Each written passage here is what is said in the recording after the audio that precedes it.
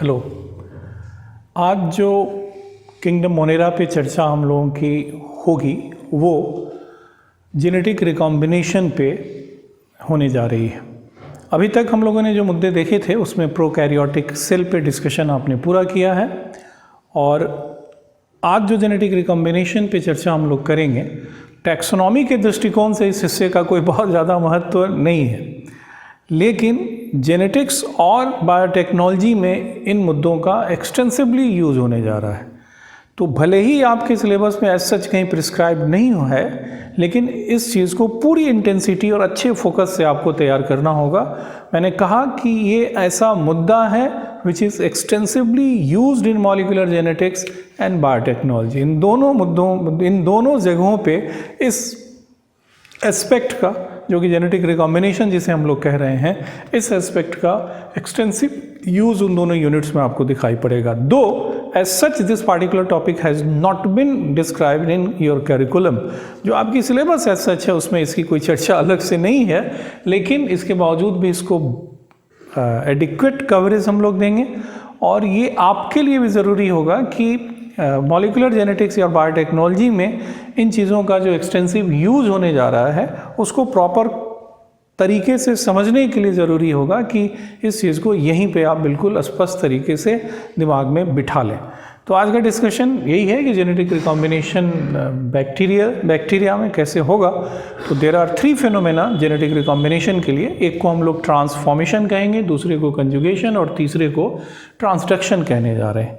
तो सबसे पहली बात कि जो टिपिकल सेक्सुअलिटी का परिणाम जेनेटिक रिकॉम्बिनेशन होता है, क्या इस तरह का टिपिकल सेक्सुअलिटी आपको यहाँ पे दिखाई पड़ेगा या नहीं पड़ेगा। तो पहला काम हम लोग यही करने जा रहे हैं कि इसका पूरा जो कॉन्टेक्स्ट है वो कॉन्टेक्स्ट हम लोग समझने की कोशिश करें। देखो, किसी भी लिविंग ऑर्गेनिज्म की एक यूनिवर्सल एट्रीब्यूट होने जा रही है सेक्सुअल रिप्रोडक्शन। जो सेक्सुअल रिप्रोडक्शन होगा किसी भी लिविंग बीइंग का एक एट्रीब्यूट माना जाता है, यूनिवर्सल एट्रीब्यूट इसे हम कहेंगे। और सेक्सुअल रिप्रोडक्शन में व्हाट यू विल फाइंड, तो the ability to exchange the genetic material और ability to share the gene pool.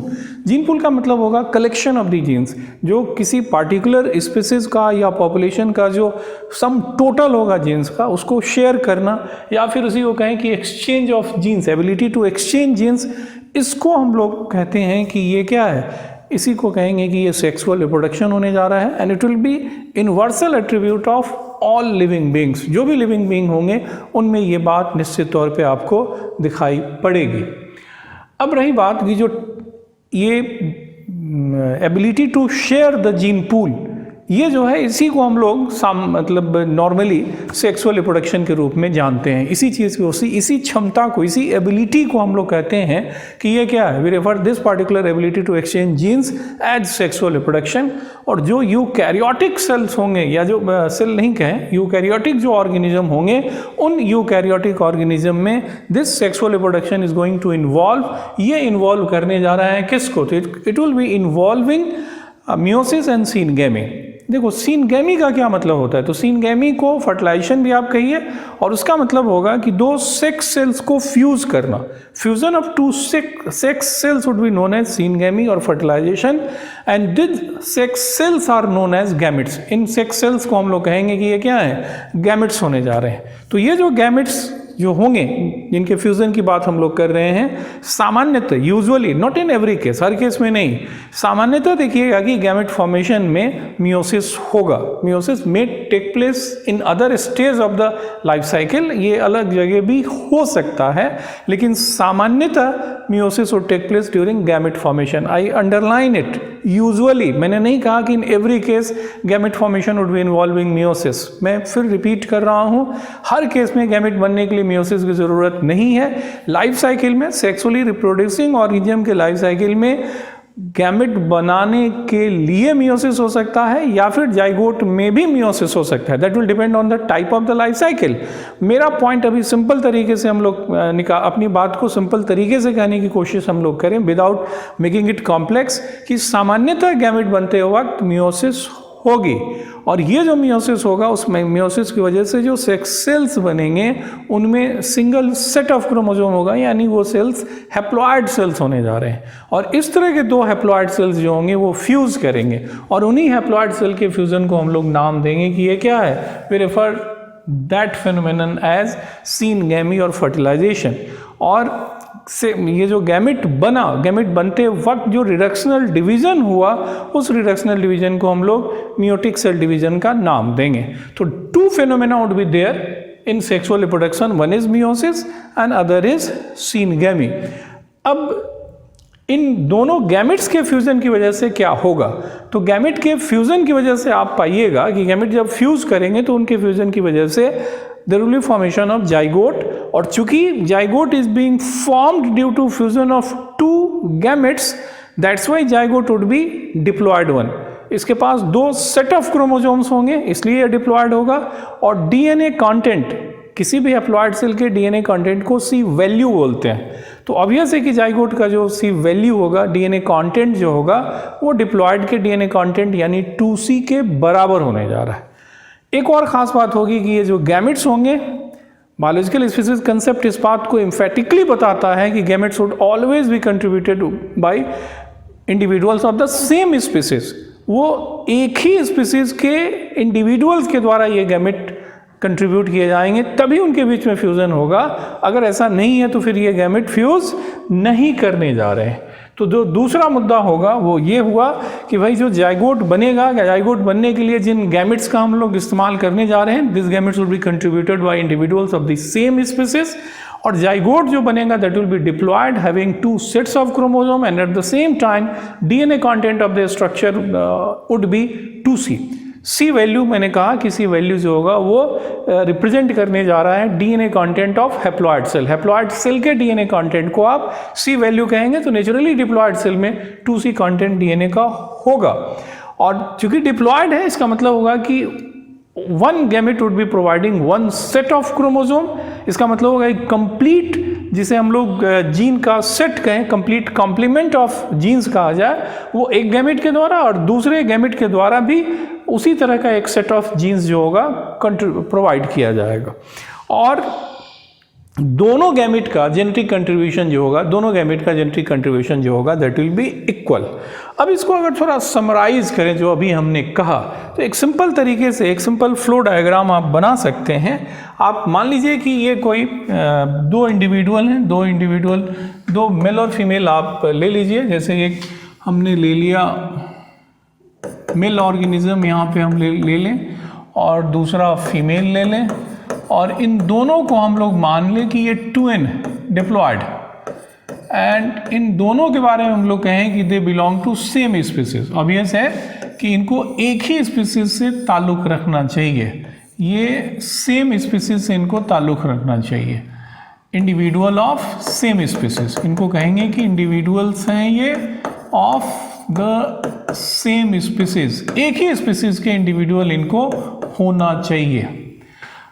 SP singular species हो गया, SPP लिखते तो क्या होता है, प्लूरल होने जा रहा है। अब ये जो होंगे वो गैमेटोजेनेसिस होगा। गैमेटोजेनेसिस मतलब गैमेट का फॉर्मेशन, और गैमेटोजेनेसिस के समय मियोसिस वुड टेक प्लेस। यहाँ पे आप लेकर के देखेंगे कि मियोसिस होने जा रहा है। हियर यू विल फाइंड कि मियोसिस वुड अकर, और ये जो मियोसिस होगा, इस मियोसिस की वजह से व्हाट यू विल फाइंड, आप क्या पाइएगा, तो इस मियोसिस की वजह से आप देखेंगे कि इनके द्वारा जो गैमेट का फॉर्मेशन होगा, वो गैमेट जो होगा, ये गैमेट जैसे मेल गैमेट इसे कहें, तो मेल गैमेट जो होगा दैट विल बी हैप्लॉइड, और यहाँ पे आप फीमेल गैमेट लेकर के देखिएगा, ये भी क्या होगा, फीमेल गैमेट भी यू विल फाइंड कि हैप्लॉइड होने जा रहा है। अब ये दोनों फ्यूज़ करेंगे, both of them would fuse. अब ये दोनों अगर फ्यूज़ करने जा रहे हैं तो इनके फ्यूज़न की क्रिया को हम लोग नाम दे रहे हैं कि क्या होगा, सीनगैमी। इसी प्रोसेस को हम लोग कह रहे हैं कि सीनगैमी होगा, and it would result in formation of, इसकी वजह से क्या बनेगा, जाइगोट बनेगा। ये जाइगोट जो होगा it will be 2N, N is referring to a set of chromosome. यहाँ पे अगर n को लेकर के देखें तो n क्या होगा, n बराबर ए सेट ऑफ क्रोमोजोम होने जा रहा है, सेट ऑफ क्रोमोजोम होने जा रहा है। यहीं पे अब हम C वैल्यू का कंसेप्ट भी डाल दें। C वैल्यू जो होगा amount of DNA in a haploid cell is constant। ये अमाउंट क्या होगा, कांस्टेंट होगा। This amount would be constant, जिसको हम लोग नाम देंगे विच इज रेफर्ड एज, उसको हम लोग कहेंगे कि ये क्या है, which is referred as C value. उसी को कहेंगे कि ये क्या होगा, we refer this one as C value.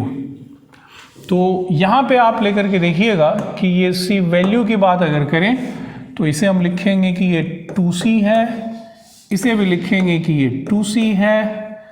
अब ये C होगा, यहाँ 2C होने जा रहा है। ये embryo development would be there, और ये जो एम्ब्रियो डेवलपमेंट होगा उस एम्ब्रियो डेवलपमेंट के बाद एम्ब्रियो और फाइनली ऑर्गेनिज्म। एक टिपिकल फॉर्म हम लोग लेकर के देख रहे हैं, ऑर्गेनिज्म वुड बी फॉर्म जो कि 2N होगा, 2C होगा। यहाँ पे जो मैं पॉइंट निकालने की कोशिश कर रहा हूँ वो टिपिकल सेक्सुअलिटी के इवेंट्स कौन होंगे और क्रोमोसोमल लेवल पे या DNA कंटेंट के लेवल पे क्या महत्वपूर्ण कंट्रीब्यूशन दोनों पेरेंट्स के द्वारा किया जाएगा। तो पहली बात मैंने कही कि two individuals would be there, जो एक एक गैमेट या सेक्स सेल्स देंगे। सेक्स सेल्स के फॉर्मेशन में सामान्यतः मियोसिस होगा और उस मियोसिस की वजह से जो गैमेट्स बनेंगे उन गैमेट का फ्यूजन होगा। इसी गैमेट के फ्यूजन को हम लोग सिनगेमी या फर्टिलाइजेशन कहेंगे। उनके फ्यूजन की वजह से जो सेल बनेगा वो जाइगोट कहलाएगा। जाइगोट डेवलप करके ऑर्गेनिज्म बनाने जा रहा है। ये बिल्कुल ज़रूरी नहीं है कि हमेशा एम्ब्रियो बने भी, ये बिल्कुल ज़रूरी नहीं है। माय पॉइंट इज़ दैट कि ये जाइगोट जो होगा वो सीधे भी ऑर्गेनिज्म को जन्म दे सकते हैं। ये एम्ब्रियो को सीधे भी जन्म दे सकता है। ये एम्ब्रियो नहीं, ये जाइगोट जो होगा सीधे ऑर्गेनिज्म को भी जन्म दे सकता है। जो फाइनल पॉइंट जिसमें आया वो फाइनल पॉइंट क्या था, तो फाइनल पॉइंट ये है कि ये दोनों individual should belong to same species. दूसरी बात ये है कि उनका जो DNA कंटेंट जो होगा, दोनों गैमेट का DNA कंटेंट जो होगा बराबर होने जा रहा है। दोनों गैमेट का DNA कंटेंट जो होगा दैट विल बी इक्वल। दोनों के द्वारा क्रोमोसोम नंबर जो दिया जाएगा बराबर होगा। इसका मतलब ये हुआ, इसका मतलब ये होने जा रहा है कि उनका जो जीन कॉम्प्लीमेंट होगा एक गैमेट का वो और दूसरे गैमेट का जो जीन कॉम्प्लीमेंट होगा एक एक सेट के रूप में होगा और ये कंट्रीब्यूशन भी इक्वल होने जा रहा है। जाइगोट, इसका मतलब हुआ कि जाइगोट को जो सेट ऑफ क्रोमोसोम मिल रहे हैं, दोनों के द्वारा एक एक सेट ऑफ क्रोमोसोम मिल रहे हैं, दोनों एक ही स्पीसीज के मेंबर के द्वारा दिए जा रहे हैं। तो ऑब्वियस है कि equal number of chromosomes are being provided and at the same time DNA contribution भी दोनों गैमेट का क्या होगा, बराबर होने जा रहा है। It will be a diploid structure. दूसरा जो एंगल यहाँ पे आएगा कि ये जो टिपिकल सेक्सुअल साइकिल जो होगा ये एसेंशियल होगा for completion of the life cycle. ये एसेंशियल होगा for completion of the life cycle of the eukaryotic organism. But whether such kind of typical sexuality is observed in prokaryotes, तो answer एक बहुत बड़े ना के रूप में है। आंसर जो होगा एक बहुत बड़े ना के रूप में होने जा रहा है कि इस तरह की टिपिकल सेक्सुअलिटी जो होगी प्रोकैरियोट्स में आपको नहीं दिखाई पड़ने जा रही। You will not find such kind of typical sexuality in prokaryotic member. दूसरा जो मुद्दा होगा कि आखिर तब वहाँ क्या होगा, तो देखो सेक्सुअल रिप्रोडक्शन का ये तो है ही कि नए ऑर्गेनिज्म प्रोड्यूस किए जा रहे हैं, लेकिन उसके साथ जेनेटिक रिकॉम्बिनेशन ह्यूज अमाउंट में वो जनरेट करेगा। यहाँ पे आप प्रोकैरियोट्स के केस में क्या देखिएगा, तो प्रोकैरियोट्स के केस में आप ये देखोगे कि जेनेटिक रिकॉम्बिनेशन जनरेट किया जाएगा। जेनेटिक रिकॉम्बिनेशन जो होगा दैट विल बी प्रोड्यूस्ड, लेकिन ये काम कैसे होने जा रहा है इस पे आपको ध्यान से समझना होगा। उसमें आप देखोगे कि जो दो बैक्टीरिया शामिल होंगे, एक बैक्टीरिया जो होगा, एक जो बैक्टीरियम होगा वो बैक्टीरियम जो जेनेटिक मटेरियल कंट्रीब्यूट करेगा, वो कंट्रीब्यूशन जो होगा वो कंट्रीब्यूशन हमेशा कम होने जा रहा है। डोनर बैक्टीरियम के द्वारा दिया गया जेनेटिक मटेरियल का अमाउंट हमेशा कम होगा और रेसिपिएंट बैक्टीरियम जो होगा, जो वो जेनेटिक मटेरियल या डीएनए जो प्राप्त करेगा, उसका जेनेटिक कंट्रीब्यूशन जो होगा हमेशा बहुत ज़्यादा होने जा रहा है। उसका जेनेटिक मटेरियल जो होगा वो हमेशा काफ़ी ज़्यादा होने जा रहा है। तो रेसिपिएंट जो होगा वो अपना पूरा जीनोम, अपना पूरा जेनेटिक मटेरियल कंट्रीब्यूट करेगा, जबकि डोनर जो होगा उसका सिर्फ एक छोटा हिस्सा आने जा रहा है, उसके जीनोम का एक छोटा हिस्सा जाएगा। तो जो एक्सचेंज में या इस जेनेटिक रिकॉम्बिनेशन में जो दो बैक्टीरिया शामिल होंगे, उसमें आप देखिएगा कि एक जो बैक्टीरियम होगा जिसे हम लोग डोनर कहेंगे, जो अपने जीनोम का एक हिस्सा कंट्रीब्यूट करेगा, उसका कंट्रीब्यूशन थोड़े अमाउंट का होगा, उसके द्वारा दिया गया जीनोम एक छोटा अंश के रूप में होगा। लेकिन जो रेसिपिएंट बैक्टीरियम होंगे उसका वो अपने कंप्लीट जीनोम को कंट्रीब्यूट करने जा रहा है। और इस वजह से जब डोनर अपने जीनोम का एक हिस्सा देगा रेसिपिएंट को, जो कि अपने जीनोम का पूरा हिस्सा देने जा रहा है, पूरे जीनोम को देने जा रहा है, तो as a result of that, इस एक्सचेंज की वजह से यू विल फाइंड कि there will be formation of partial diploid, जिसको हम लोग मेरोजाइगोट कहेंगे। वो जो होगा पार्शियल डिप्लॉयड होगा और इसको हम लोग मेरोजाइगोट कहेंगे। माइंड इट, मैं फिर रिपीट कर रहा हूं, जैसे इसके पहले हम लोगों ने यूकैरियोटिक सेल के केस में, यूकैरियोटिक ऑर्गेनिजम्स के केस में देखा कि दोनों का जेनेटिक कंट्रीब्यूशन बराबर है। दोनों जो ऑर्गेनिज्म हैं, जो अलग अलग सेक्स सेल्स दे रहे हैं, उनके द्वारा दिए गए क्रोमोसोम की संख्या बराबर है, डीएनए कंटेंट बराबर है और डिप्लॉयड जाइगोट का फॉर्मेशन हो रहा है। There is formation of diploid zygote. यहां पे आप क्या लेकर के देख रहे हैं? तो यहां आप ये तथ्य लेकर के देख रहे हैं कि डोनर के द्वारा दिया गया जेनेटिक मटेरियल एक छोटा सा हिस्सा है, पूरे जीनोम का एक छोटा हिस्सा है, रेसिपिएंट बड़ा कंप्लीट जीनोम को दे रहा है, यानी unequal amount of DNA is being contributed. वहां पे मैंने कहा कि उनके फ्यूजन की वजह से डिप्लॉयड जाइगोट बनेगा। यहां हम लोग कह रहे हैं कि पार्शियल डिप्लॉयड या मेरोजाइगोट का फॉर्मेशन होने जा रहा है। और मेरोजाइगोट के पास जो complete genome of the recipient bacterium होगा उसको एंडोजीनोट बोलेंगे। जो रेसिपिएंट बैक्टीरियम होगा उसका जो कंप्लीट जीनोम आपको दिखाई पड़ेगा, उस जीनोम को हम लोग कहेंगे कि ये जो जीनोम है जो रेसिपिएंट बैक्टीरियम का होगा, मेरोजाइगोट का जो हिस्सा होगा उसे एंडोजीनोट बोलेंगे, और जो डोनर के जीनोम का हिस्सा होगा उसे एक्सोजीनोट कहने जा रहे हैं। तो मेरोजाइगोट में यू विल फाइंड एंडोजीनोट प्लस एक्सोजीनोट। एंडोजीनोट हमेशा complete genome of the bacterium को, रेसिपिएंट बैक्टीरियम को रिप्रेजेंट करेगा, और जो एक्सोजीनोट होगा that will represent a part of the genome of the donor bacterium.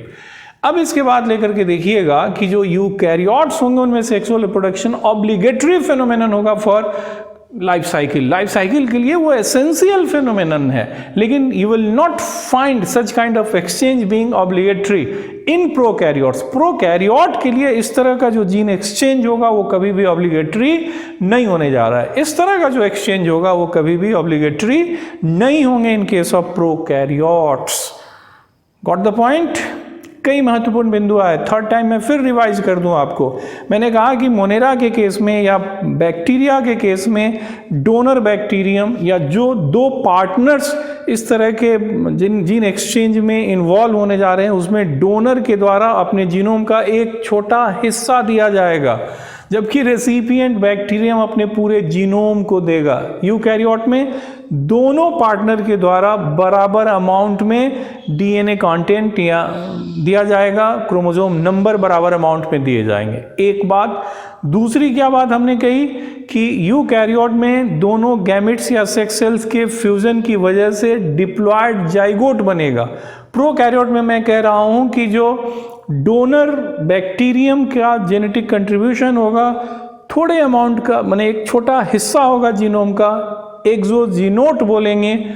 Recipient bacterium के द्वारा कंप्लीट जीनोम दिया जाएगा, उसे एंडोजीनोट बोलेंगे, और इन दोनों के मिलने से पार्शियल डिप्लॉयड फॉर्म करेगा, जिसको हम लोग नाम देंगे मेरोजाइगोट। जो टिपिकल सेक्सुअलिटी है that will be involving meiosis and syngamy, that will B obligatory for different eukaryotes. उनके लाइफ साइकिल के कंप्लीशन के लिए ये एक ऑब्लिगेटरी फिनोमेनन होगा। इन्वर्सल फेनोमेनन होगा, लेकिन प्रोकैरियोट्स के केस में ये कहीं से भी ऑब्लिगेटरी फेनोमेनन नहीं होने जा रहा है। दूसरी बात आप लेकर के ये देखिएगा कि यूकैरियोट में ये जो होगा हमेशा एक ही स्पीसीज के मेंबर्स के बीच में इस तरह का एक्सचेंज होने जा रहा है और हमेशा इसमें यही दो फेनोमेना दिखाई पड़ेंगे। ये इन्वर्सल तरीका होगा इर्रेस्पेक्टिव ऑफ द फैक्ट कि ये मेंबर जो है किस किंगडम का मेंबर है, इससे कोई फर्क नहीं पड़ता है। लेकिन वहीं पे अगर प्रोकैरियोट्स को लेकर के देखिएगा तो आप पाइएगा कि जो दो यूनिट शामिल हैं इस तरह के एक्सचेंज में, ये बिल्कुल ही ज़रूरी नहीं है कि ये दोनों bacteria both bacteria should belong to same species. आपको मज़े की बात तो ये है कि रेसिपिएंट बैक्टीरियम जरूर होगा, लेकिन डोनर बैक्टीरिया ही हो ये भी ज़रूरी नहीं है। मतलब कहीं दूसरे किंगडम का डीएनए भी एक रेसिपिएंट बैक्टीरियम जो होगा वो ग्रहण कर सकता है। और दूसरी बात, जैसे हमने कहा कि सिनगैमी और मियोसिस ये एक इन्वर्सल फेनोमेनन होगा irrespective of the nature of the species और इररेस्पेक्टिव ऑफ दिस फैक्ट कि वो किस किंगडम का है, वो प्रोटिस्टा का हो या प्लांटिका, एनिमालिया का, फंजाई का। इन every case meiosis and syngamy would be definitely taking place during sexual reproduction. लेकिन अगर प्रोकैरियोट्स की बात करें तो that will be taking place with the help of 3 different phenomena. एक को हम ट्रांसफॉर्मेशन कहेंगे, दूसरे को कंजुगेशन और तीसरे को ट्रांसडक्शन हम लोग कहने जा रहे हैं। और ये जो जीन ट्रांसफर होगा ये बेसिकली हॉरिजॉन्टल जीन ट्रांसफर कहलाता है। तो हॉरिजॉन्टल जीन ट्रांसफर को आप आराम से समझ सकते हैं अगर आपने वर्टिकल ट्रांसमिशन ऑफ डीएनए समझा है। जैसे माँ बाप से डीएनए बच्चों तक आता है, तो माँ बाप से बच्चों तक डीएनए की आने की क्रिया जो होगी ये एक वर्टिकल डीएनए ट्रांसमिशन का केस है। लेकिन ये जो ट्रांसफॉर्मेशन, ट्रांसडक्शन या कंजुगेशन जो होगा इसको हम लोग कहेंगे कि ये हॉरिजॉन्टल जीन ट्रांसफर है। तो ये जो होगा movement of genetic material between uni या multi cellular organism other than vertical transmission. Vertical transmission के अतिरिक्त किसी भी तरह का जीन ट्रांसफर जो होगा उसको हम लोग कहेंगे कि ये क्या होने जा रहा है, हॉरिजॉन्टल जीन ट्रांसफर होगा, जिसकी ये 3 फिनोमेना आपको दिखाई पड़ेंगी। ये फाइनल पॉइंट्स हैं जेनेटिक रिकॉम्बिनेशन के। यहाँ पे कितना भी अच्छा वो सवाल बनाने की कोशिश करें इस basic concept of the genetic recombination, तो मेरा ख्याल है कि अगर अभी मेरे साथ आप चले हैं, आपने मेरी बात अगर ध्यान से सुनी है, तो उस प्रॉब्लम को क्रैक करने की स्थिति में डेफिनेटली आप होंगे। अब आपको बारी बारी से ट्रांसफॉर्मेशन, कंजुगेशन और ट्रांसडक्शन पे चर्चा करनी है।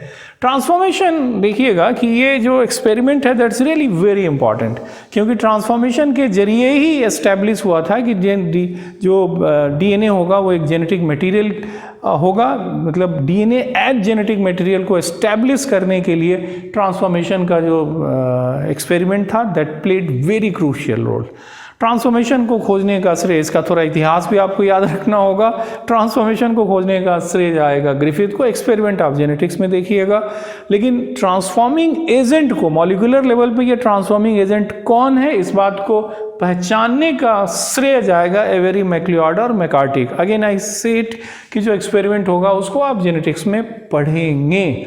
अब रही बात कि ट्रांसफॉर्मेशन किसे कहेंगे, तो ये एक ऐसा जीन ट्रांसफर है या एक्सचेंज है जिसमें डीएनए रिलीज किया जाएगा इन द सराउंडिंग मीडियम। जहाँ बैक्टीरियम है उसके सराउंडिंग में डीएनए रिलीज किया गया, ठीक है। और ये सराउंडिंग मीडियम में जो डीएनए रिलीज हुआ that DNA would be picked up by the recipient bacterium from the surrounding. जो सराउंडिंग होगा उसमें डीएनए रिलीज किया गया और जो डीएनए रिलीज किया गया उस डीएनए को पिकअप किया जाएगा किसके द्वारा, रेसिपिएंट जो बैक्टीरियम होगा उसके द्वारा, ठीक है। यही बात कही गई कि जीन ट्रांसफर या एक्सचेंज जिसमें डीएनए रिलीज किया गया इन सराउंडिंग मीडियम और फिर उसके बाद रेसिपिएंट बैक्टीरियम ने उसको अपने अंदर इनकॉर्पोरेट किया।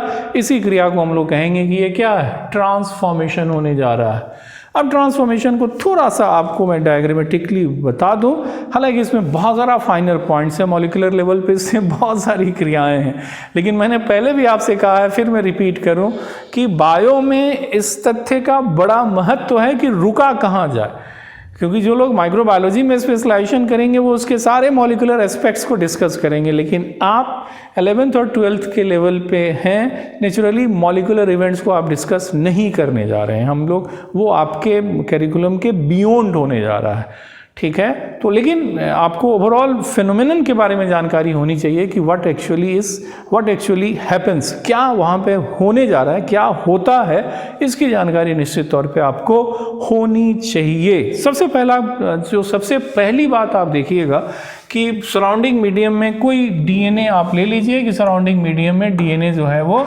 मौजूद है। सपोज ये डीएनए मौजूद है और दूसरी तरफ आप लेकर के देखें कि ये एक बैक्टीरियम हो गया। Suppose this one is the bacterium. अब इस बैक्टीरियम के अंदर, ये जो बैक्टीरियम हुआ, इस बैक्टीरियम के अंदर आप लेकर के देखें तो ये उसका डीएनए होने जा रहा है।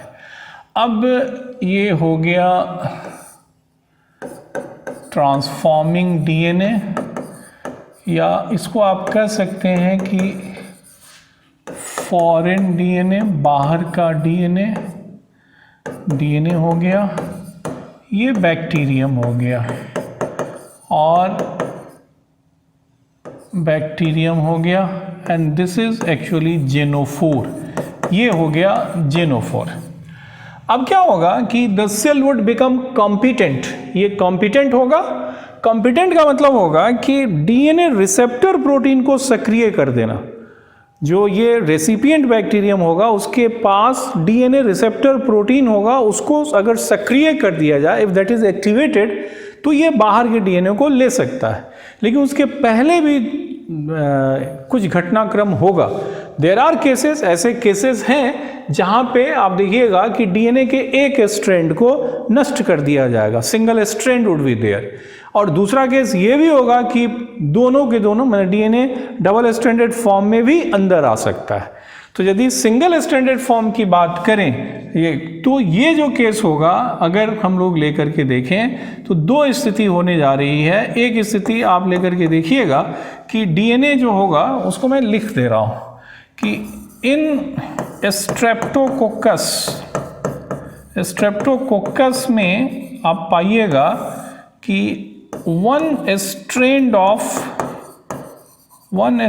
of DNA is degraded, लेकिन वहीं पे while in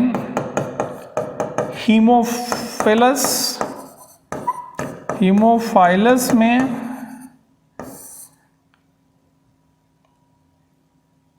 neither of DNA strand is degraded। यानी हीमोफाइलस में डबल स्ट्रैंडेड फॉर्म में डीएनए आएगा और स्ट्रेप्टोकोकस में सिंगल स्ट्रैंडेड फॉर्म में डीएनए आएगा। हम लोग सीधे हीमोफाइलस का केस लेकर के देखें। जैसे ये एक केस रहा, अब यहाँ पे आप लेकर के देखिएगा कि there will be binding of DNA. आप लेकर के देखिएगा कि डीएनए जो होगा वो बाइंड करेगा। डीएनए की क्या हुई? बाइंडिंग हुई। अब ये जो डीएनए की बाइंडिंग हुई उसमें आपको दिमाग में यही तथ्य रखना है कि binding of DNA, binding of foreign DNA on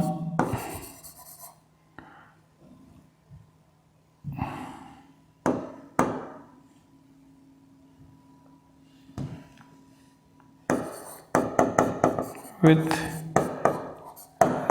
recipient bacterium which has become competent, जो competent हो गया है। अब उसके बाद आप क्या देखिएगा कि ये डीएनए जो होगा बाइंडिंग के बाद that DNA would be taken within, उस डीएनए को साइटोप्लाज्म के अंदर इंटर कर लिया जाएगा। अब आप लेकर के देखें कि इसे आप लेकर के आ रहे हैं अंदर की तरफ। ये जो होगा वो अंदर की तरफ आएगा। अब डीएनए जो हुआ वो आ गया अंदर। द डीएनए इंटर्स, डीएनए जो है वो अंदर की तरफ आ गया। अब आप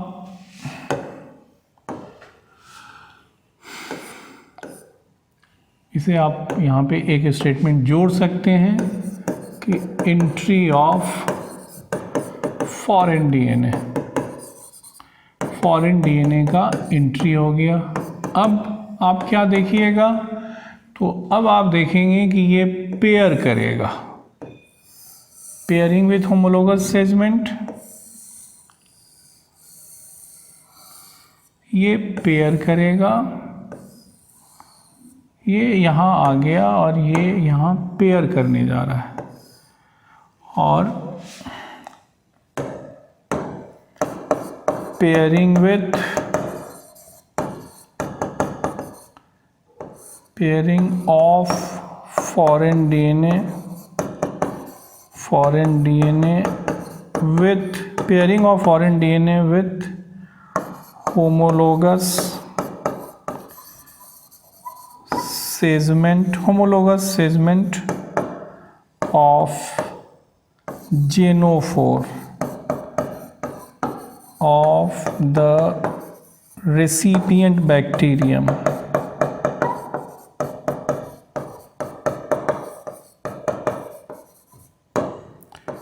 रेसिपिएंट बैक्टीरियम के साथ आकर के पेयर करेगा। अब उसके बाद देखोगे कि स्ट्रैंड रिप्लेसमेंट के जरिए इसका इंटीग्रेशन होगा। उसमें क्रिया क्या होगी, इसमें आप लेकर के देखिएगा, it will happen like this, ये इस तरीके से क्रिया होने जा रही है, ये हो गया और ये देखिएगा, और दूसरा पार्ट जो होगा ये नष्ट होगा, ठीक है, और ये आ गया, तो इसका एक हिस्सा इसका भी नष्ट होगा। और अब व्हाट यू विल फाइंड, ये एक हिस्सा जो इंटीग्रेट किया, अब ये इंटीग्रेट करने के बाद अपने आप को कॉपी कर लेगा।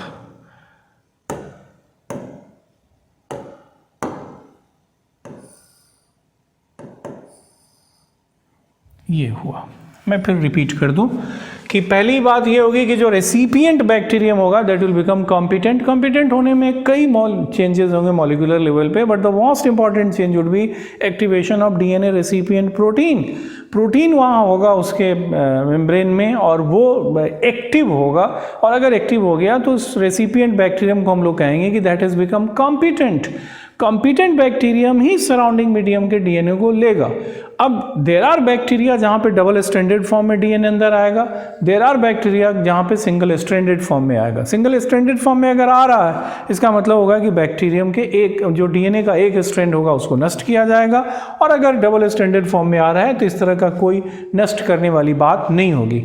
हम लोग यहाँ हीमोफिलस का केस लेके देख रहे हैं जहाँ पे दोनों डबल स्ट्रैंडेड फॉर्म में वो अंदर की तरफ आएगा, और ये अगर डबल स्टैंडर्ड फॉर्म में अंदर आया, अगर डबल स्टैंडर्ड फॉर्म में ये अंदर आया तो आप लेकर के देखिएगा कि अंदर आने के बाद ये होमोलोगस सेगमेंट के साथ क्या करेगा, इट विल पेयर, ये जो होगा वो पेयर करेगा होमोलोगस सेगमेंट के साथ, it will pair with homologous segment, ये होमोलोगस सेगमेंट के साथ पेयर करने जा रहा है। और जब पेयर करेगा तो हम लोग कहते हैं कि स्ट्रैंड रिप्लेसमेंट के जरिए ये वहाँ इंटीग्रेट करेगा। स्ट्रैंड रिप्लेसमेंट में क्या होगा कि एक स्ट्रैंड जो होगा वो इसका नष्ट होगा और एक स्ट्रैंड इसका भी नष्ट होने जा रहा है, एक स्ट्रैंड इनका नष्ट होगा और ये जो है इसका एक स्ट्रैंड यहाँ पे रह जाए, ये तो अभी नहीं, ये यहाँ वाला ये नष्ट होगा, और जो नष्ट हुआ वहाँ पे इसका जो सर्वाइव कर रहा है वो हिस्सा जाके इंटीग्रेट कर जाएगा, और इंटीग्रेट करने के बाद फिर ये अपना कॉम्प्लीमेंट्री इसको रिप्लेस करके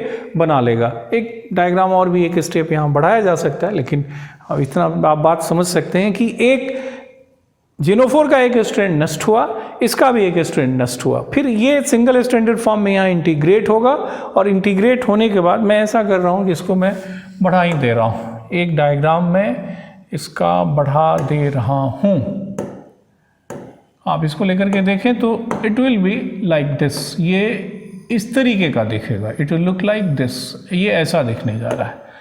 और अब इसके बाद आप क्या देखिएगा कि अब ये जो होगा वो ये जो होगा वो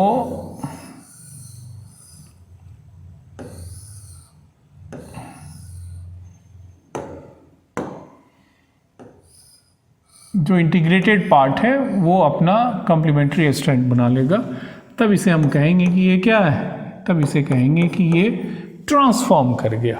तो ट्रांसफॉर्मेशन के इवेंट्स यही होने जा रहे हैं। इसी तरीके से ट्रांसफॉर्मेशन आप समझिएगा।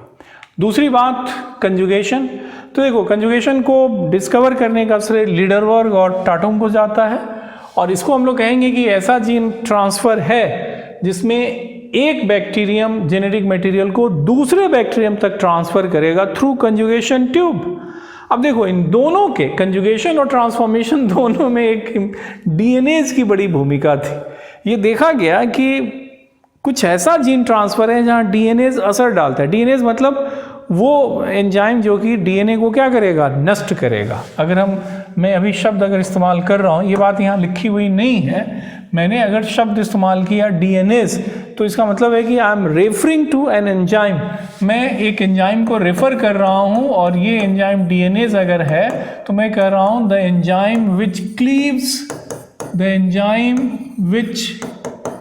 Cleaves DNA. जो डीएनए को क्लीव करेगा उसी को कहेंगे कि ये क्या है, we refer this one as DNase. तो ये देखा गया कि डीएनएज का असर एक जीन ट्रांसफर पे हो रहा है और दूसरे पे नहीं हो रहा है। तो अगर डीएनएज असर डाल रहा है, इसका मतलब होगा कि DNA is definitely present outside the cell. निश्चित तौर पे डीएनए सेल के बाहर है, लेकिन अगर डीएनए का असर नहीं पड़ रहा है डीएनए के ऊपर, दैट सिंपली मीन्स कि इस जीन ट्रांसफर में डीएनए बाहर नहीं आ रहा है। ठीक है, तो ये दोनों बातें आपको ट्रांसफॉर्मेशन और कंजुगेशन के केस में मिल जाएंगी। जैसे ट्रांसफॉर्मेशन में डीएनए बाहर था, तो अगर वहाँ डीएनए से हम दे रहे हैं तो निश्चित तौर पे जीन ट्रांसफर वहाँ नहीं दिखेगा। लेकिन अगर इस कंजुगेशन के केस में आप डीएनए दीजिएगा तो कोई फर्क नहीं पड़ेगा। क्यों नहीं फर्क पड़ेगा? कि यहाँ जो जीन ट्रांसफर हो रहा है, that gene transfer is taking place through a tubular structure known as conjugation tube. वो कंजुगेशन ट्यूब के माध्यम से होगा, इसलिए कोई असर वहाँ पे आपको नहीं पड़ेगा। How the gene transfer would take place, events में लिख दे रहा हूँ, लेकिन जो प्लाज्मिड होगा, एफ फैक्टर के जो जीन्स होंगे वो इस ट्रांसफर को मेडिएट करेंगे। तो gene transfer is mediated by plasmid borne genes. Plasmid जो एफ फैक्टर होगा उस पे जो जीन्स होंगे वो इस ट्रांसफर को मेडिएट करने के लिए जिम्मेवार होने जा रहे हैं। इसमें भी एक सिंपल सा डायग्रामेटिक रिप्रेजेंटेशन लेके देखिए। 3 इंपॉर्टेंट तरह का ट्रांसफर दिखता है। एफ फैक्टर का ट्रांसफर, एचएफआर का एक हिस्सा ट्रांसफर होगा, और सेक्सडक्शन होने जा रहा है। लेकिन फिर वही बात कि आपको रुकना कहाँ है, ये आइडिया होना चाहिए। हम लोग सिंपल एफ फैक्टर का ट्रांसफर दिखा करके यहाँ रुक जाएंगे। अब देखोगे कि जिस बैक्टीरियम में एफ फैक्टर होगा, उसमें सेक्स पाइलस आपको दिखाई पड़ेगा। You will find presence of sex pilus. और यहाँ पे आप लेकर के देखेंगे कि जेनोफोर तो होगा ही होगा इसके पास, जेनोफोर इज देयर। ये जेनोफोर हो गया जो यहाँ आपको दिख रहा है। लेकिन जेनोफोर के साथ आप लेकर के देखिएगा, यू विल फाइंड कि जेनोफोर के साथ होने जा रहा है क्या चीज़, तो प्लाज्मिड भी आपको यहाँ पे दिखेगा। You will find presence of plasmid here. ये जो प्लाज्मिड होगा, इस प्लाज्मिड को हम कहेंगे कि ये क्या है, एफ फैक्टर है, फर्टिलिटी फैक्टर इसे कहेंगे। और ये जो बैक्टीरियम होगा, इस बैक्टीरियम को हम लोग नाम देंगे कि this particular bacterium is F positive bacterium.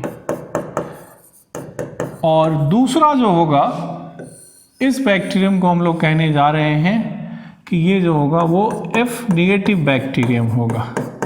इसके जेनोफोर को हम लोग दूसरे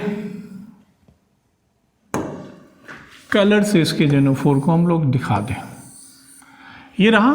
अब ये जो सेक्स पाइलस होगा, उस सेक्स पाइलस के मदद से इसके साथ ये कांटेक्ट एस्टेब्लिश करेगा। अब जब कांटेक्ट एस्टेब्लिश किया गया तो कांटेक्ट एस्टेब्लिश होने का मतलब ये होगा कि ये जो कंजुगेशन ट्यूब है, ये जो सेक्स पाइलस है, रेदर कंजुगेशन ट्यूब नहीं, ये जो होगा ये इसके साथ कांटेक्ट एस्टेब्लिश करने के बाद ये ट्यूब जो होगा वो एक मैं फिर रिपीट करूं जो बात मैं कह रहा हूं, मैंने ये कहा कि सेक्स पाइलस की मदद से पहले ये F नेगेटिव बैक्टीरियम से चिपकेगा और चिपकने के बाद ये सेक्स पाइलस एक ट्यूबुलर स्ट्रक्चर के रूप में कन्वर्ट कर जाएगा and we refer this tubular structure as, इसी को हम लोग कहेंगे कि ये क्या है, कंजुगेशन ट्यूब। इसी को कहेंगे कि ये क्या होगा, we refer this one as conjugation tube. इसको कहा जाएगा कि ये कंजुगेशन ट्यूब है। यहाँ पे रहा क्या, तो यहाँ पे ये रहा कि प्लाज्मिड है। अब इस प्लाज्मिड का रोलिंग सर्कल रिप्लिकेशन जिसे हम लोग कहें, उस तरीके से ये ट्रांसफ़र होगा और सब्सिक्वेंटली रिप्लिकेट करेगा। मैं यहाँ जो कह रहा हूँ वो क्या है, तो यहाँ देखिए कि ये जो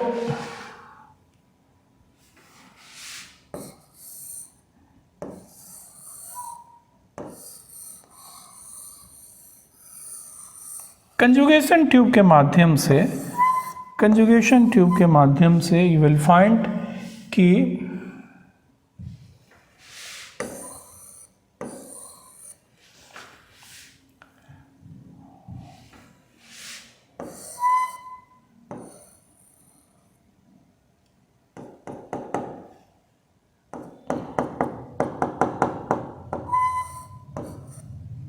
ये आप देखिएगा,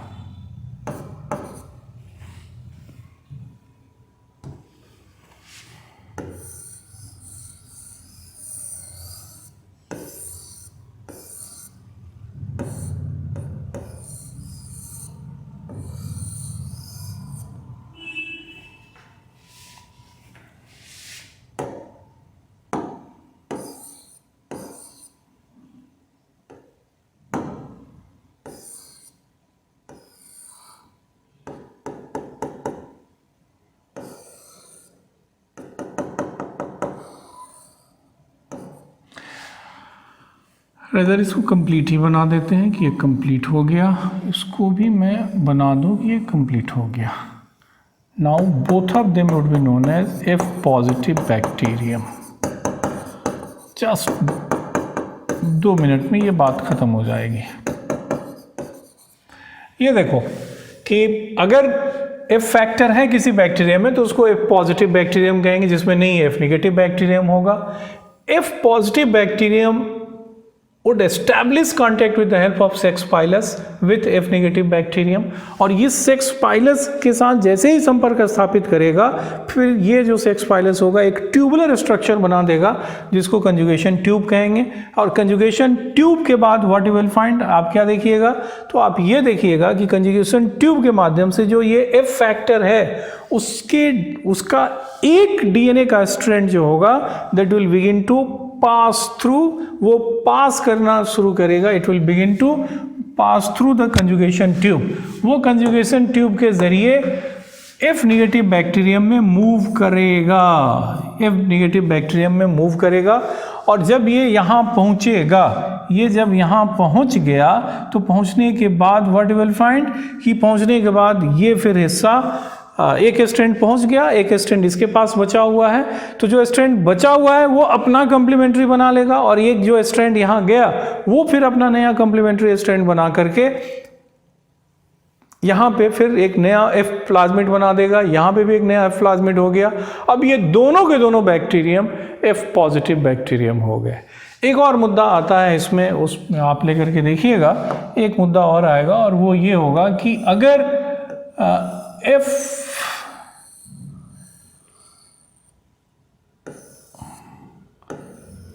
ये प्लाज्मिड अगर इंटीग्रेट कर जाए बैक्टीरियल क्रोमोसोम के साथ, अगर ये इंटीग्रेट कर जाए तब इसे हम लोग कहते हैं कि ये क्या है, HFR स्ट्रेन है। तब इसे कहेंगे कि ये क्या है, हाई फ्रीक्वेंसी रिकॉम्बिनेंट है। इसका भी, इस स्ट्रेन का भी ट्रांसफर एग्जैक्टली इसी तरीके से होगा। सेक्सडक्शन इसी से रिलेटेड क्रिया होगी कि जब ये डिटैच होगा, यहाँ जो आप लेकर के देख रहे हैं कि ये जो प्लाज्मिड यहाँ इंटीग्रेट हुआ है, ये जो प्लाज्मिड आप देख रहे हैं कि इंटीग्रेट हुआ है, तो ये जब यहाँ से डिटैच होगा, जब यहाँ से ये सेपरेट होगा तो इसका सेपरेशन नॉर्मली बड़ा स्पेसिफिक होगा।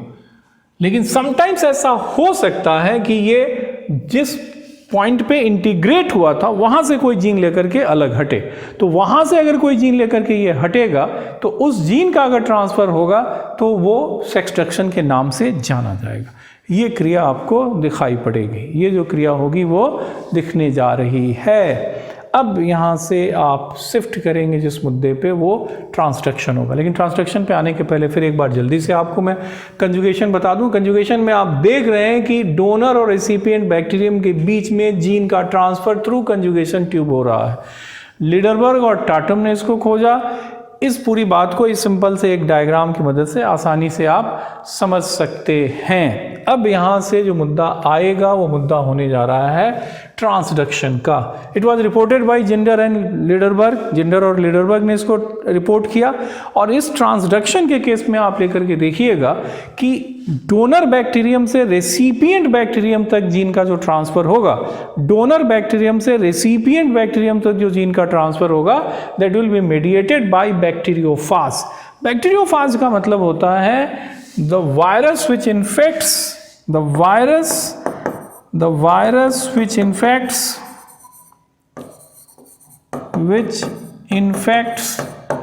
किसको? बैक्टीरिया को। तो बैक्टीरिया को इन्फेक्ट करने वाले वायरस के द्वारा अगर जीन का ट्रांसफर होगा तो उसको कहेंगे कि ये क्या है? We refer that one as transduction. अगर किसी वायरस के माध्यम से जीन का transfer from donor bacterium to recipient bacterium अगर होगा तो ये ट्रांसडक्शन कहलाएगा। जिंडर और लिडरबर्ग ने इसको खोजा था। 3 वेरिएंट होगा, generalise, specialise and abortive. Generalise transduction में देखिएगा कि यहाँ जो ट्रांसफर होगा तो random segment of bacterial chromosome would be transferred. Random segment का ट्रांसफर हो जाएगा फ्रॉम डोनर टू रेसिपिएंट। किसके माध्यम से? बैक्टीरियोफाज के माध्यम से। लेकिन किस तरह का बैक्टीरियोफाज? तो विरुलेंट फाज होगा। विरुलेंट फाज की खास बात ये होगी कि ये बैक्टीरियम को इन्फेक्ट करेगा, it will infect and lyse the bacterium. ये जो होगा वो इन्फेक्ट करेगा, ये इन्फेक्ट करेगा, infects and lyses the host bacterium. ये जिस सेल को इन्फेक्ट करेगा उसकी लाइसिस भी कर देगा, उसको नष्ट भी कर देगा। उसके जरिए ये जनरलाइज ट्रांसडक्शन आपको दिखाई पड़ेगा। नाउ द क्वेश्चन इज कि इसमें से ये जो जनरलाइज ट्रांसडक्शन जो है उसको थोड़ा सा आप समझने की कोशिश करिए कि एग्जैक्टली ये हो कैसे रहा है, how it will take place. तो उसमें सबसे पहली बात ये होगी कि जो बैक्टीरियोफाज होगा वो एडजॉर्ब करेगा, मतलब बैक्टीरियम के सतह पे आकर के चिपकेगा। चिपकने के बाद पेनिट्रेशन होगा, यानी फाज डीएनए होस्ट बैक्टीरियम के अंदर प्रवेश करेगा। सीधे मैं यहीं से स्टार्ट ले रहा हूँ। ये जैसे रहा एक फाज और इस फाज ने एडजॉर्ब किया, चिपका किससे? बैक्टीरियम से। और चिपकने के बाद एडजॉर्प्शन, मैं कह रहा हूँ कि एडजॉर्ब किया, और एडजॉर्प्शन के बाद आप क्या देखिएगा? तो एडजॉर्प्शन के बाद आप ये देखेंगे कि पेनिट्रेशन वुड बी देयर। यहाँ पेनिट्रेशन होगा, ये रहा, इसको हम लोग कहेंगे कि ये क्या है? We refer this one as bacteriophage.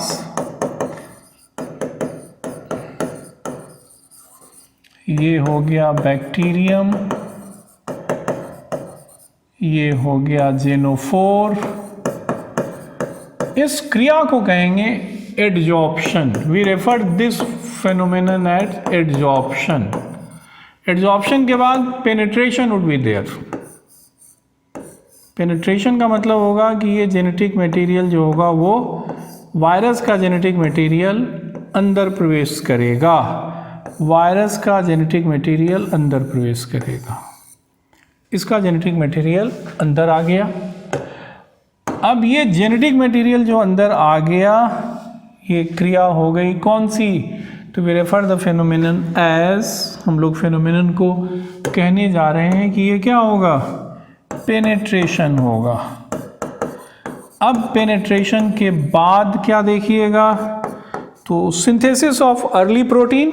Early protein की सिंथेसिस होगी, मतलब ऐसे protein which are alien for this host bacterium, और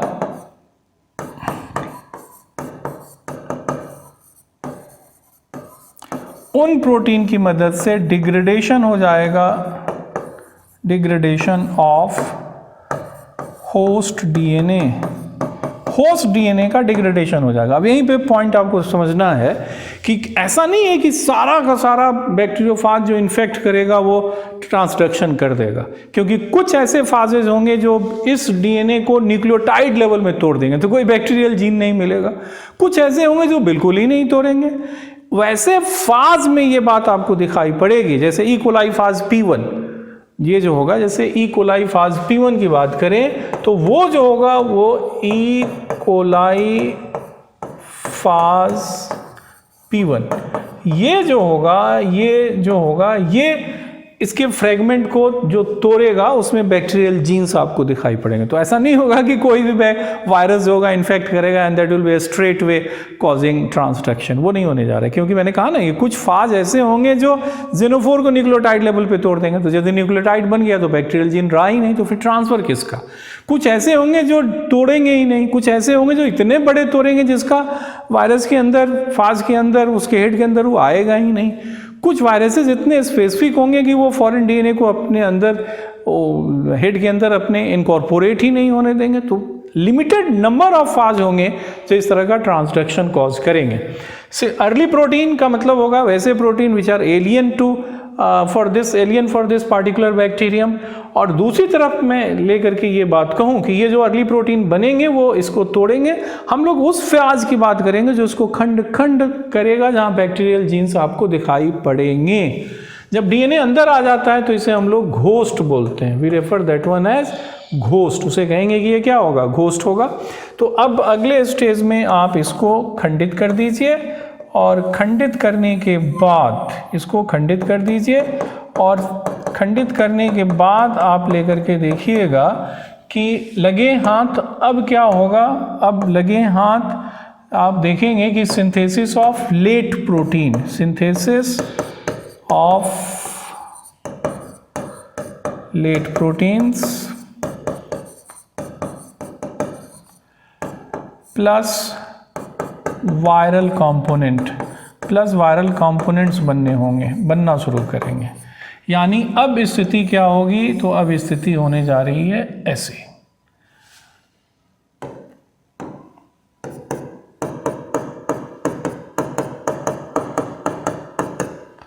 और उसके साथ आपको दिखेगा, उसके साथ आप देखिएगा कि ये कुछ हिस्से ये मौजूद होंगे।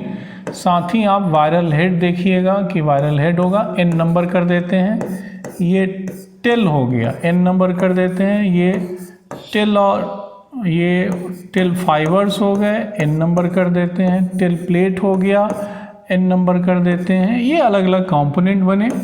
अब इसमें देखिएगा कि असेंबली होगा of viral component, assembly and maturation. तो असेंबली और मैच्योरेशन जो होगा, उसके बाद आप क्या लेकर के देखिएगा, तो असेंबली और मैच्योरेशन के बाद यू विल फाइंड कि ये स्थिति होने जा रही है। लेकिन n नंबर के साथ कभी कभार ऐसा हो सकता है, इट मे बी पॉसिबल, ऐसा हो सकता है कि किसी वायरस के हेड में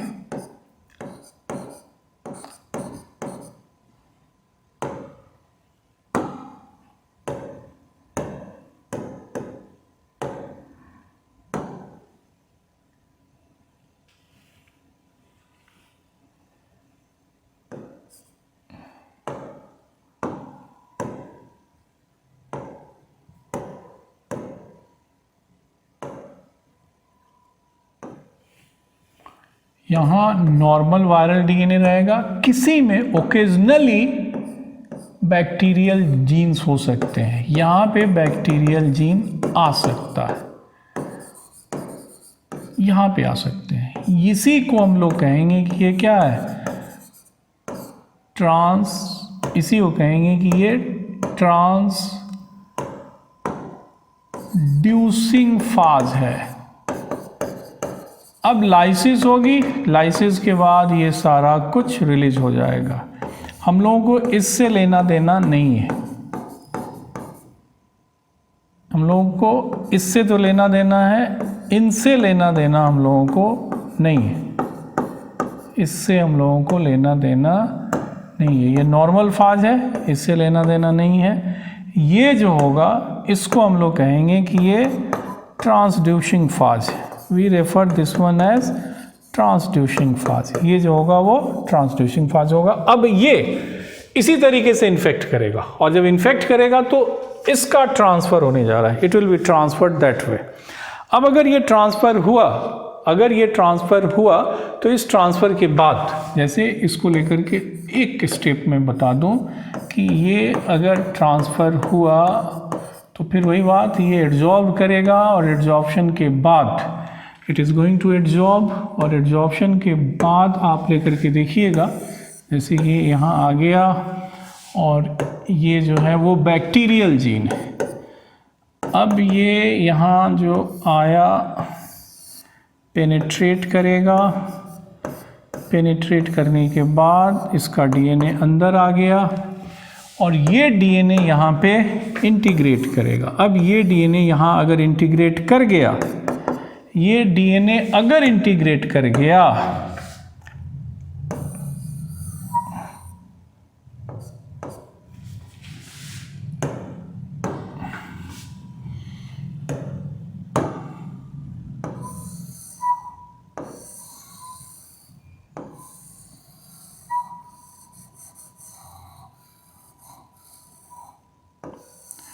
ये ओरिजिनल डीएनए था उसका, और ये जो डीएनए अभी हम लोग डाल रहे हैं ये डीएनए फॉरेन डीएनए, ये बाहर वाला डीएनए। मैं थोड़ा सा इसको थिक कर रहा हूँ। ये बैक्टीरियल डीएनए जो आया,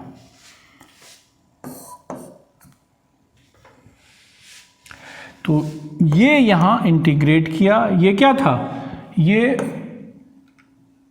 ट्रांसड्यूसिंग फाज था। It was transducing phage with bacterial genes. ये रैंडम फ्रैगमेंट था, इट वाज रैंडम फ्रैगमेंट। अब अगर ये इंटीग्रेट कर गया, रैंडम फ्रैगमेंट, आप यहाँ इस डायग्राम में ध्यान दीजिए, इसमें हमने जो बहुत सारे टुकड़े किए हैं, ये डीएनए के जो बहुत सारे टुकड़े हैं, इसमें से कोई एक टुकड़ा एक्सीडेंटली इसके अंदर आ गया।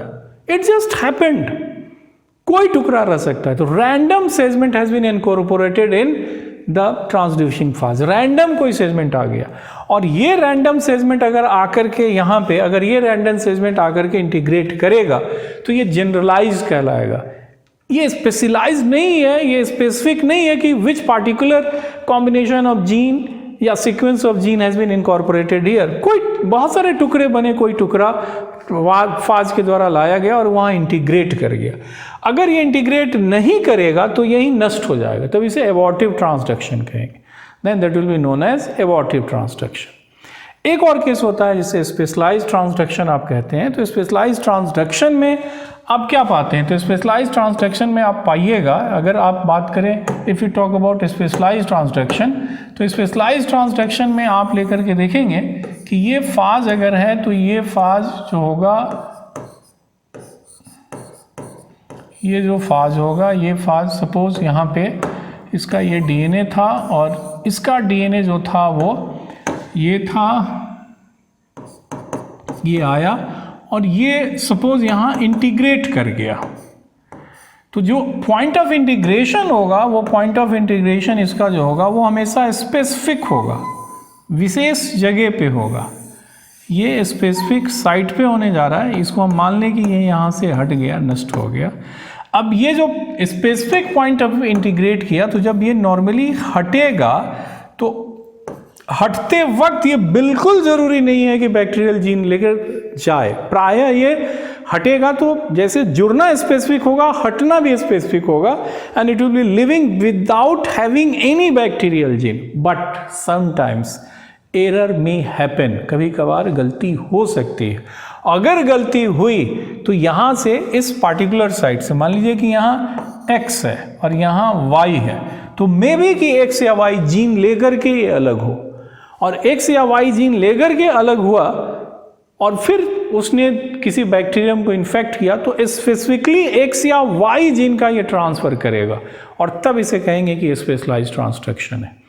लेकिन अभी जो स्थिति है कैरिकुलम की, उसके हिसाब से सिर्फ आप इतनी बात याद रखें कि transcription is actually transfer of genes from donor to recipient bacterium through bacteriophage. If any segment is being transferred by the phage, generalised transfer हुआ but the bacterial genes could not be incorporated in bacterial gene, abortive, क्योंकि वो जो gene गया वो नष्ट हो जाएगा। If specific bacterial genes are being transferred by the phage, ये जीन स्पेशलाइज्ड ट्रांसक्रिप्शन कहलाएगा। स्पेशलाइज्ड ट्रांसक्रिप्शन जिस वायरस के द्वारा होगा वो टेम्परेट फाज होंगे, उनको हम लोग हमेशा कहेंगे कि ये क्या होगा, that will be known as temperate phage, मैंने इसका डीएनए इंटीग्रेट करेगा। और जो जनरलाइज्ड ट्रांसक्रिप्शन होगा वो हमेशा विरुलेंट फाज के द्वारा होगा। इस पर थोड़ी सी बैकग्राउंड की आपको ज़रूरत है, और वो बैकग्राउंड आएगा वायरस से। थोड़ा आपको लगेगा कि कुछ चीज़ें जटिल हैं, लेकिन वायरस पढ़ते वक्त ये हिस्सा एक बार और मैं रिवाइज कर दूंगा। ओके, राइट नाउ बस इतनी बात याद रखिए कि ट्रांसक्रिप्शन एक ऐसा जीन ट्रांसफ़र है from donor bacterium to recipient bacterium that is mediated by virus that is infecting bacteria, या बैक्टीरिया को इन्फेक्ट करने वाले वायरस यानी बैक्टीरियोफाज के द्वारा होगा। और रैंडम सेगमेंट का अगर ट्रांसफ़र हुआ तो इसे हम लोग कहेंगे कि ये क्या है, जनरलाइज्ड है। और specific DNA, specific bacterial gene का ट्रांसफ़र हुआ तो उसे कहेंगे कि ये स्पेशलाइज्ड ट्रांसक्रिप्शन है। With that I stop here. इसको खूब ध्यान से देखिए, मैंने पहले भी कहा, फिर मैं कह दे रहा हूँ कि जेनेटिक्स और बायोटेक्नोलॉजी के लिए ये चीज़ें काफ़ी रिलेवेंट हैं। Now I stop here, take care, thank you.